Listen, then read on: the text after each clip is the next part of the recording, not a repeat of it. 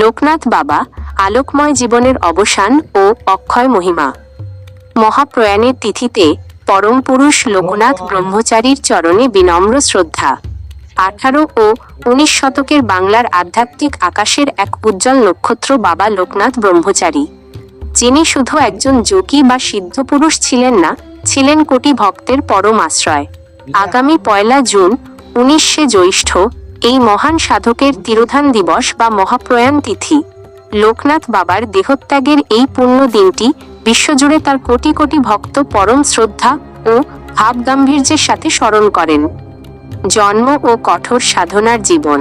1730 খ্রিস্টাব্দের 31 আগস্ট 18 ভাদ্র 1137 বঙ্গাব্দ বর্তমান ভারতের পশ্চিমবঙ্গের 24 পরগনায় এক সম্ভ্রান্ত পরিবারে জন্মগ্রহণ করেন এই মহাপুরুষ।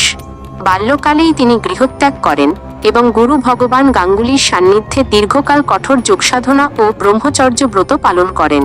হিমালয়ের তীব্র শীত ও গভীর অরণ্যের প্রতিকূল পরিবেশ জয় করে তিনি লাভ করেন চরম সিদ্ধি। তার এই অনন্য সাধনার কারণেই তিনি ভক্তকুলে লোকনাথ ব্রহ্মচারী নামে পরিচিতি পান। বারদী আশ্রম সনাতন ধর্মের এক পবিত্র তীর্থভূমি। সাধনার এক পর্যায়ে বাবা লোকনাথ বাংলাদেশে চলে আসেন এবং বর্তমান নারায়ণগঞ্জ জেলার সোনারগাঁ উপজেলার বারদীতে এক শান্ত ও স্নিগ্ধ পরিবেশে তার আশ্রম প্রতিষ্ঠা করেন।